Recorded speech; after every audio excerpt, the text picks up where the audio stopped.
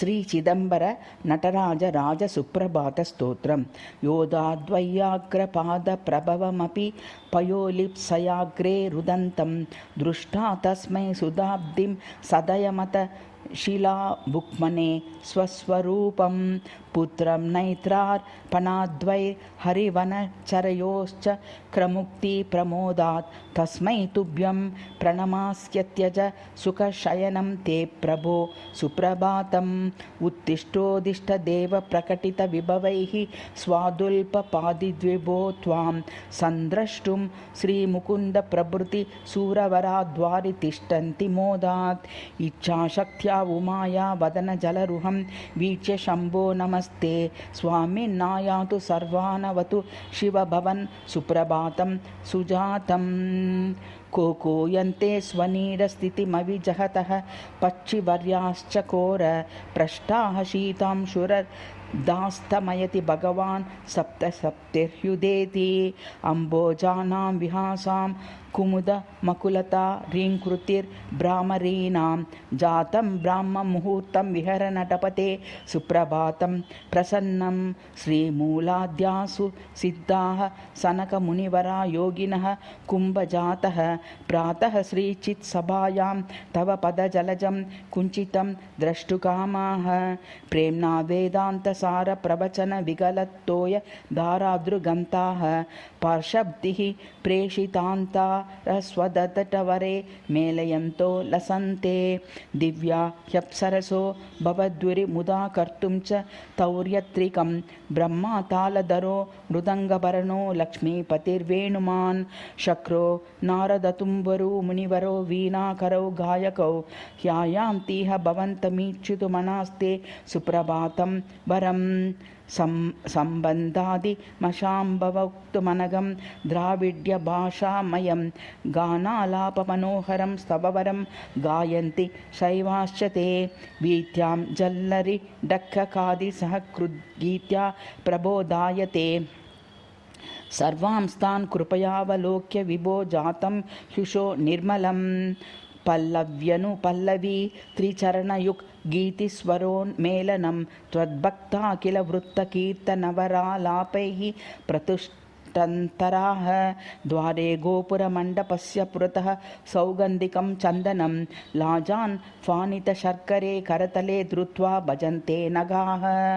आग्रत्स्वप्रसुषुप्ति कालगणना नास्ति त्वयीति स्फुटं नृतेशान तथापि मन्दमतिर्भिह्यारोप्यते लोकवत् तत्सर्वं परिनिष्ठितं भवतु ते श्रीचित्स बानायक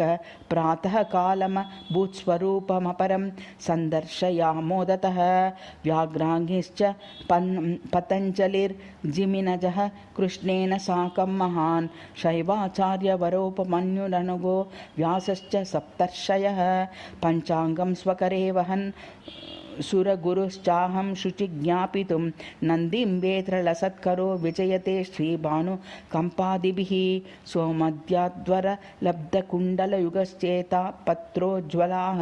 श्रीपत्राक्षतदिव्यगन्धकुसुमस्वर्णादिपात्रावलिं धृत्वा द्वारि भवन्तमर्चितुमनानाथ प्रबोधीर्चिताः तिष्ठन्ति स्वसभाकपाठमनय प्रातः समायादिने तत्कालनिवेदनार्थमनिशं कार्तान्तिकैः कल्पितात् घण्टाघट्टगणं गणायितर